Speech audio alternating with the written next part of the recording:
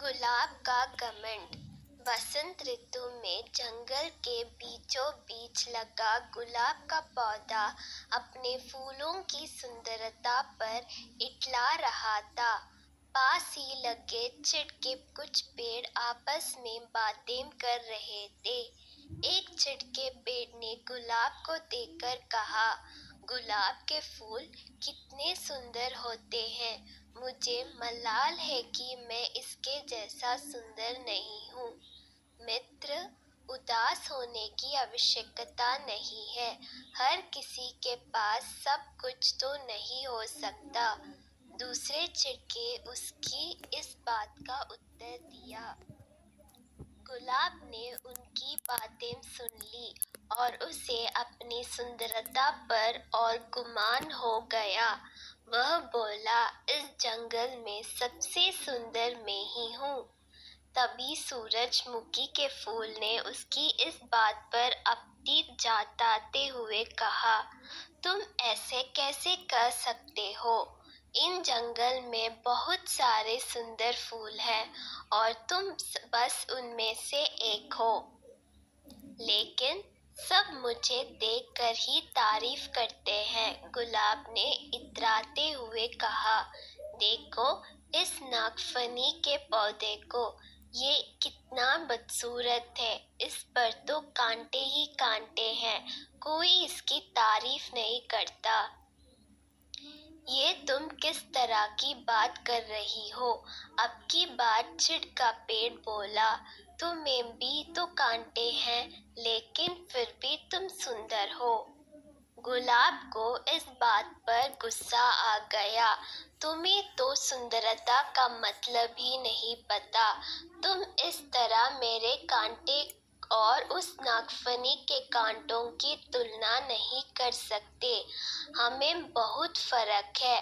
मैं सुंदर हूँ और वो नहीं। तुम्हें घमंड चढ़ गया है गुलाब। इतना कहकर चिढ़ के पेड़ ने अपनी डालियों दूसरी ओर झुका ली। इन सब के बीच नागफनी का पौधा चुपचाप रहा, लेकिन गुलाब ने गुस्से में अपनी जड़ें नागफनी के पौधे से दूर हटाने की कोशिश की, लेकिन ऐसा संभव नहीं था। कुछ देर प्रयास करने के बाद गुलाब ने चिढ़कर नागफनी के पौधे से कहा, तुम एक निरर्थक पौधे हो। तुम्हें ना सुंदरता है, ना ही तुम किसी काम के हो।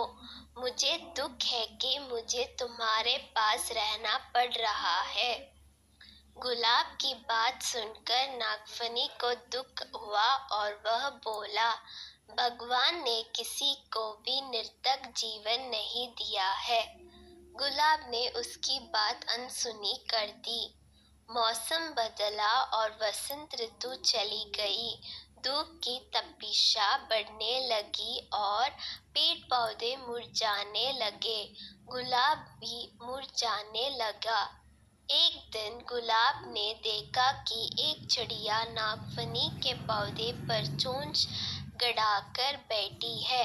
कुछ देर बाद वह चिड़िया वहां से उड़ गई। वह चिड़िया ताजगी से भरी लग रही थी। गुलाब को ये बात समझ नहीं आई कि वह चिड़िया नागफनी पर बैठकर क्या कर रही थी। उसने चिढ़ के पेड़ से पूछा, ए चिड़िया क्या कर रही थी? चिढ़ के पेड़ ने कहा, ए चिड़िया नागफनी के पौधे से पानी ले रही है। ओ, लेकिन क्या इसके चोंच गड़ाने से नागफनी को दर्द नहीं हुआ होगा? गुलाब ने पूछा, अवश्य हुआ होगा, किंतु दयालु नागफनी चिड़िया को तकलीफ में नहीं देख सकता था। चिढ़ के पेड़ ने उत्तर दिया, ओ, तो इस गर्मी में नागफनी के पास पानी है, मैं तो पानी के बिना सूख रहा हूँ। गुलाब उदास हो गया। तुम नागफनी से मदद क्यों नहीं मांगते? वह अवश्य तुम्हारी मदद करेगा। चिड़िया अपनी चोंच में भरकर तुम्हारे पास ले आएगी। चिड़ के पेड़ ने सलाह दी। गुलाब नागफनी से कैसे मदद मांगता? उसने तो अपनी सुंदरता के घमंड में उसे बहुत बुरा भला कहा था। लेकिन तेज धूप में अपना जीवन बचाने के लिए आखिरकार एक दिन उसने नागफनी से मदद मांगी ली। नागफनी दयालु था, वह मदद के लिए फौरन राजी हो गया। चिड़िया भी मदद को आगे आई। उसने नागफनी से पानी चूसा और अपनी चोंच में भरकर गुलाब के पौधों की जड़ों में डाल दिया।